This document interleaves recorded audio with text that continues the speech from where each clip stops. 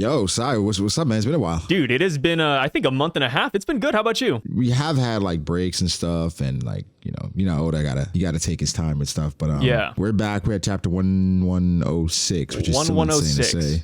Yeah, it's hard. It's hard. I don't know if we ever talked about it. Do you know when do you think One Piece is gonna end? I think 1300. I'd give it 1300. Give it like 4 or 5 years. I'd say so. Do you think there's gonna be something after? No, at least not immediately. I just don't see how Shueisha or Shonen Jump, like, they don't capitalize on it. Yeah. Because I mean, right now, right?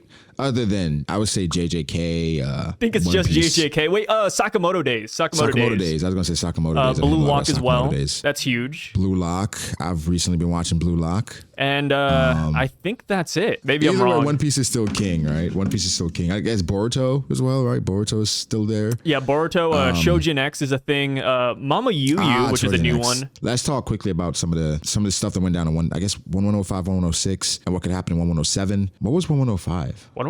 I forgot. Was that the Kuma hit? It was build up to Dorian Broggy, because we see like everybody floating up in the sky. We hear about the ship off the coast, like almost like a filler chapter in a way. Okay, do you think Zoro's stocks are down because of that, or is Lucci stocks up? I mean, in my opinion, I think the stocks are exactly where we left them. I don't think there's anything wrong with them like squaring off. Because I know you're happy about that. Yeah, I'm happy about it because people thought it would be a one-shot, but no way would that ever be a one-shot. Like, they're fighting, they're being legitimate about it, and yeah, Zoro's still fighting him. One-shot Kaku, bro. That's fine. Stussy had to come in and beat Kaku for a minute. I just didn't see how that fight would be over as soon as people thought. So them fighting doesn't make Zoro look bad, in my opinion, and it doesn't make Lucci look bad. I think they're exactly where I put them, and I like that. I like that. Yeah, people kind of look at the main characters and they be like, okay, well, they got this power up, they got this power up. They should completely one-shot and overwhelm. I'm like, yeah, fight is still a fight. Things still have to happen. It's kind of like when Luffy's fighting Gear 5, or Lucci was fighting Gear 5. A lot of people looked at it as like, well, he just one-shot. I'm like, well, they had a lot of interactions and clashes before then. Yeah. Vegapunk had a whole speech about Gear 5 whilst they were fighting. Like, Lucci is not on Luffy's level, but he is, at the end of the day, Rob Luchi, and an Awakened Zone. He's gotten a lot stronger since then. So it's like, got to give him his credit. He was not ever going to be one-shot by Zoro, even though I think Zoro is stronger. Yeah. But it's just Rob Luchi is a strong combatant himself. Yeah, you know? I believe Zoro can beat Luchi, but not under these circumstances where they have to leave, right? Like, that's why Jinbei is going over there, because they got to get out of here. Right, kind of wrap it up. They can't like actually fight. And also, how much time has actually passed since then? You know, I have no idea. Like maybe 10 minutes? It's hard to tell. Maybe 10? Maybe 10? You know, a lot of time has not passed. People are like, first we're like, oh my God, it's been 3 months. It hasn't been that long. Yeah, we had like 2 months of Kuma flashback, which technically happened in the blink of an eye. Where are you with Kizaru? I'm tired of waiting, Kizaru. What are you doing? I don't know. I don't know, dude. Like, I still think he's conflicted. I mean, obviously he is, based on his dialogue and just his mannerisms, but I don't know if he's gonna like betray Saturn anymore. Like, I feel like he's just gonna full send like, hey, this is my job. I really gotta stick through it. I feel like he's so unclear, and Oda's doing a really good job at showing that. He's doing a really good job of showing his justice, so much so that I don't know what he's gonna do anymore. Like, I'm lost with Kizaru. Like, where are you? I really have no idea with Kizaru. He is in a position where he can affect the outcome, and I feel like he's already done that to a certain extent. It's kind of like the other admirals, right? And I think the other admirals in their own right, they all have done their own thing, enacted their own way of justice and how they view justice. And I think Kizaru is doing the same thing here. This is what makes the admirals some of the more interesting characters, because justice is so fluid when it comes to these characters, right? It's not one size fits all. And for Kizaru, it's unclear. So I think his movements, the things he does, the things he believes in, is all going to be unclear. But at the end of the day, I think he's taking measures to help them as much as he can. Yeah. But it's like, I'm not going out of my way to compromise my position. But if you happen to get away, that's fine too. He's obviously conflicted. We just can't see how he's impacting that other side. It's not like it's obvious as Aokiji saying, oh, Robin, just go. Yeah. You know, it's not that obvious. Or it's not as obvious as Fuji saying, well, I'm just gonna bow to the people and apologize because it's our fault. This is just how they roll. And of course Kizaru's boss is there, but he's still operating at a level where it's like, I don't know, let's just see how it goes. Oda keeps showing panels of him just like looking down or looking sad, rubbing his head. I don't think it's ever going to be as obvious with him, but I think once they get away, he's just going to be like, oh well, I guess that's how it worked out, you know? Like, I like to imagine after the battle, like, because Luffy's going to beat him. I think Luffy is stronger than Kizaru. I like to imagine after the battle, Kizaru's going to be sitting in his chambers like,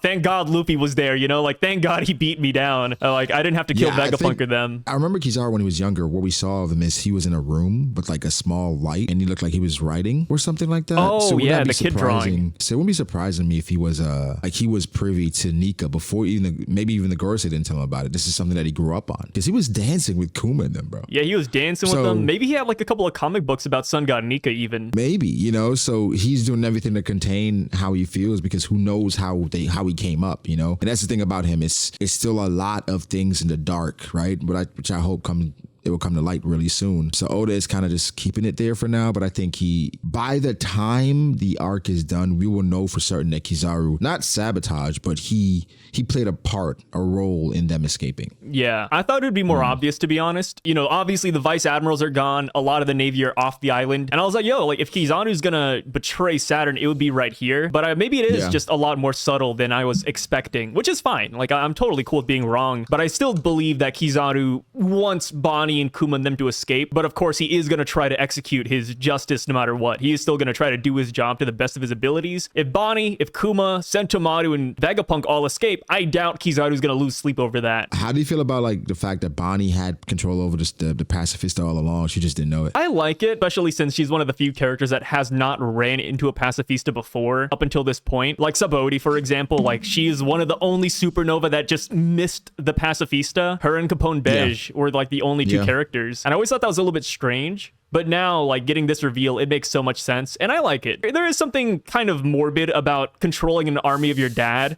but if somebody were to do it, I'm glad it's Bonney. So where do you think Bonnie's future is? Because I made a video talking about how I think the only place that she needs to be is the revolutionaries, considering that she's the great equalizer. Because imagine her fighting with Bella Betty. Remember, her mom was a part of the revolutionaries. Technically, her dad is a part of the revolutionaries. And she just saw all their memories, right? So that's where I think ultimately she does end up with Dragon. And with Bonney, distorted future, and her controlling the pacifista, this could be the great equalizer the revolutionaries were looking for. Where like now we can control an army of pacifista ourselves because we have Bonney. Some people say she travels with the Straw Hats. I don't believe that. Yeah, that's decent, but I think it makes more sense for her to go to Revolutionaries. As cool as I think it would be to have Luffy and Bonney do the Ace and Luffy pose from Marineford, where they're like side by side in their like strongest forms, like, you know, maybe Bonney activates her Sun God Nika form. I think that'd be cool, but I don't think that's realistic because I've seen people say that, like she could be like the second captain because she can tap into that Nika future. I do think that she will join the Revolutionaries with Kuma, and I think this will also fulfill Kuma's wish of wanting to fight with Dragon one more time, because he said that during his flashback, and that hasn't happened since, because after he says that, he becomes a pacifista and he never sees Dragon ever again. So if Bonney joins the Revolutionaries and if she brings all of the Kumas with her, oh, that's game. Like, yeah, Kuma's wish is fulfilled, doing what her mom and dad were doing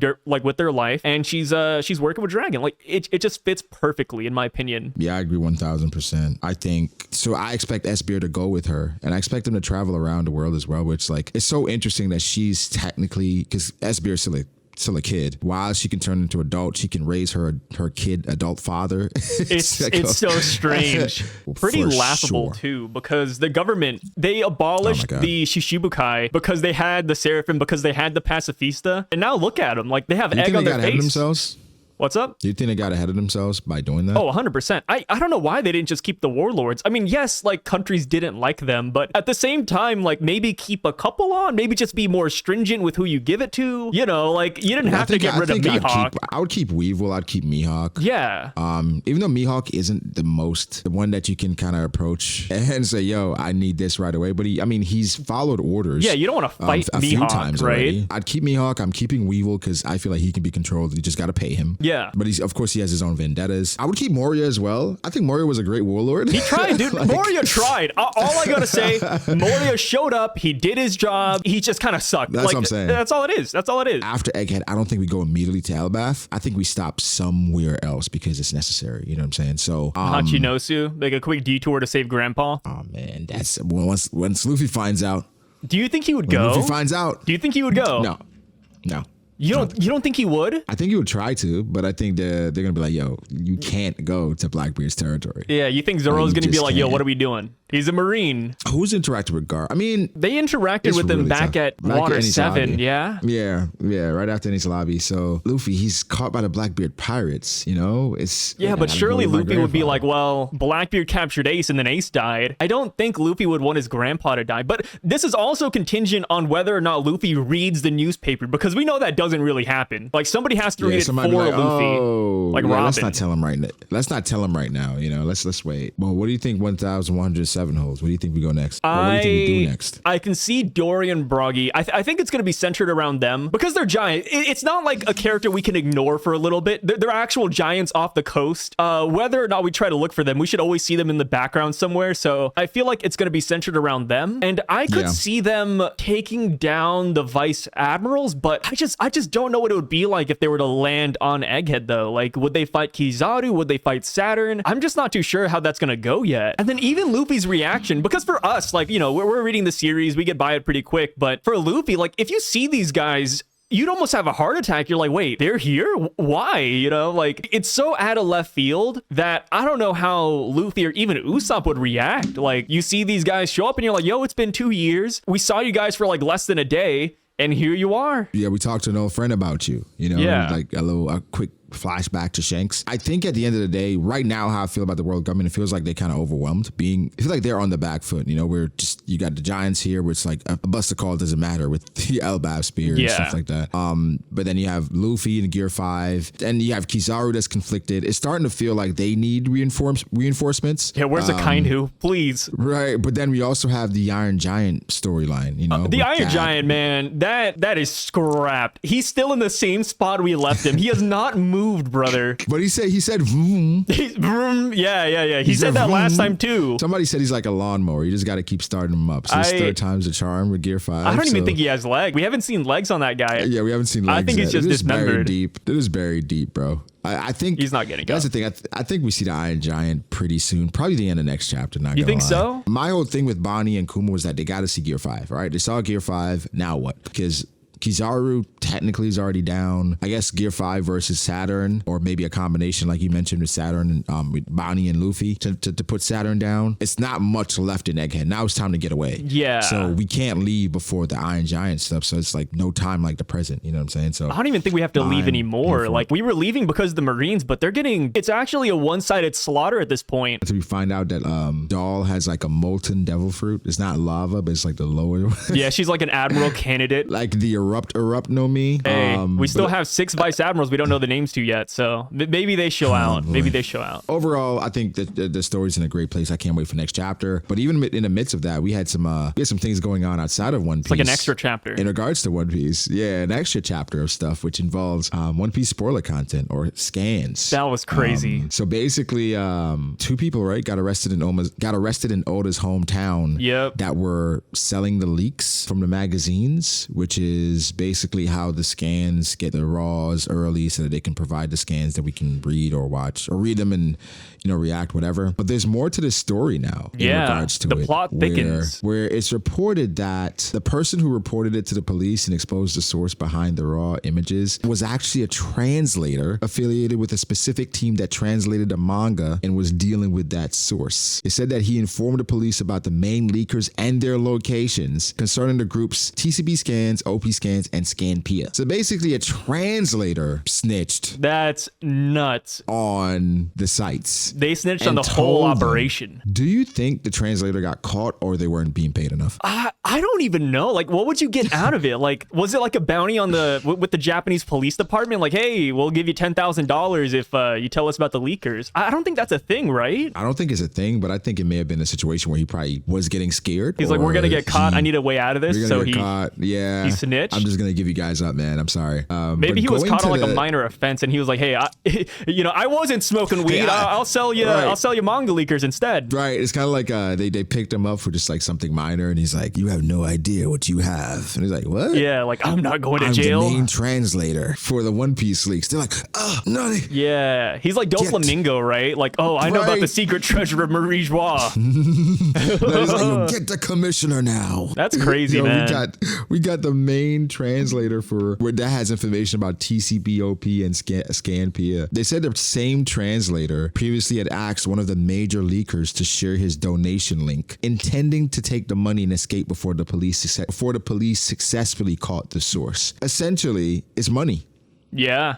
It all boils down to money, which makes sense, right? That's like the main motivator for most people. But like, I guess he wasn't getting paid enough where he thought like, yo, this is worth me going or getting arrested. So I'm gonna try to get the money before I snitch on you guys. That is insane. I feel like he's not gonna get away with this though. I don't know. Is there a happy ending for this guy? I don't think so. Since people are talking about him as if we know who it is. Well, I think he's gonna get arrested either way. Yeah. Right? Because he was a translator, but he probably gets a light sentence because he gave them so much information that led to the arrest. Sai is safe. Don't worry. Sai I'm is safe. good. I'm here. But I am leaving spoilers for the time being, just letting you know. But it isn't because of this. It's YouTube problems more than anything. No, Sai did not receive a secret telegram message. Wink, saying, wink. Hey, yeah.